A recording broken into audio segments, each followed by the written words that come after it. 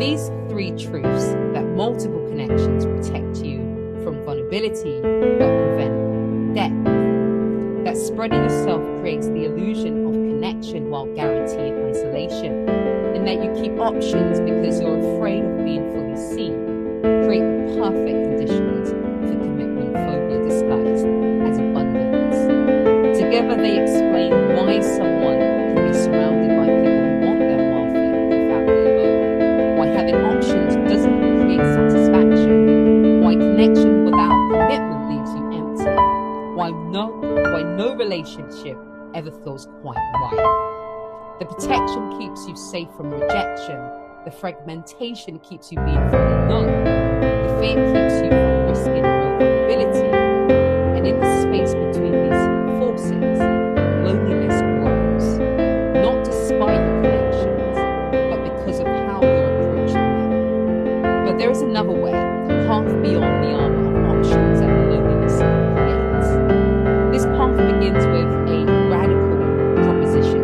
What if the vulnerability you're avoiding is actually a gateway to the love you're seeking?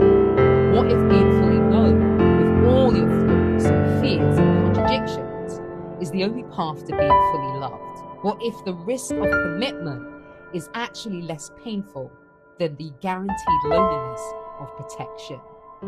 Imagine a life where you didn't need backup plans, where you could be fully present in one connection without managing others in your mind, where you could show your complete self without fear, where you could commit fully because you're not terrified of being fully seen.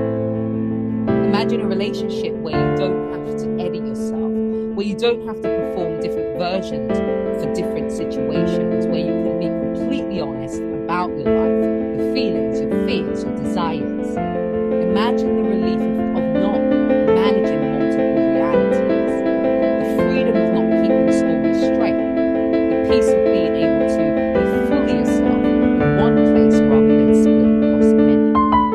Imagine being truly known, all of you, not just the created parts and being chosen anyway.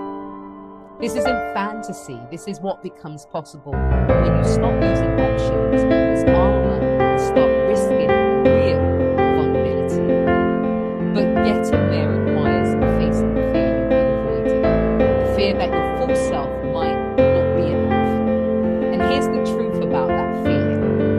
The only way to find out if it's true is to risk it.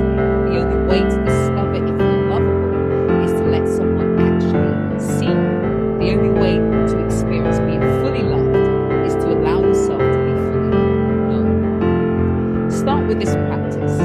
Notice when you're maintaining distance to protect yourself. Notice when you're keeping someone around, not because you genuinely want them, but because having them as an option feels safer than being alone. Notice when you're performing connection rather than risking intimacy. These moments, they reveal where the fear is operating in your life. They show you where you're choosing protection over pretense, safety over vulnerability, options over depth. When you notice these patterns, try this. Ask yourself, what am I actually afraid of? What am I actually afraid would happen if I committed fully to one person? What am I protecting myself from? Often you'll discover you're protecting yourself from the possibility that if someone truly knew you, they'd leave. That your full self isn't enough. That the vulnerability of commitment would expose you to devastating rejection. Then ask yourself, what am I losing by protecting myself this way?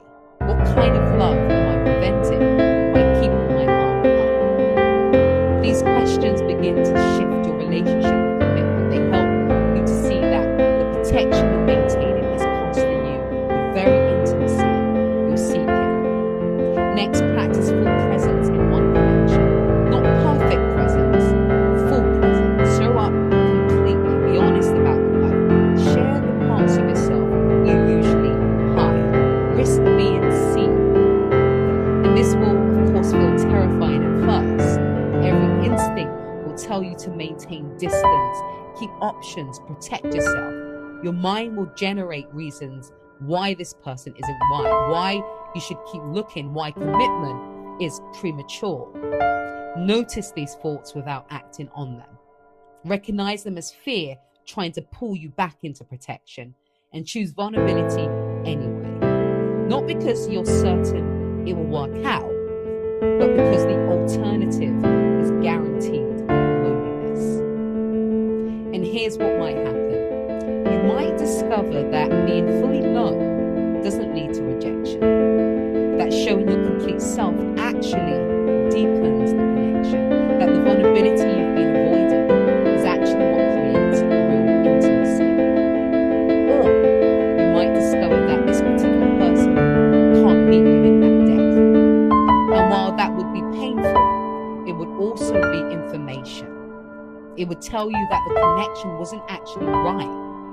Not because you're not enough, but because the fit wasn't there. Either way, you'll be living authentically rather than hiding behind options.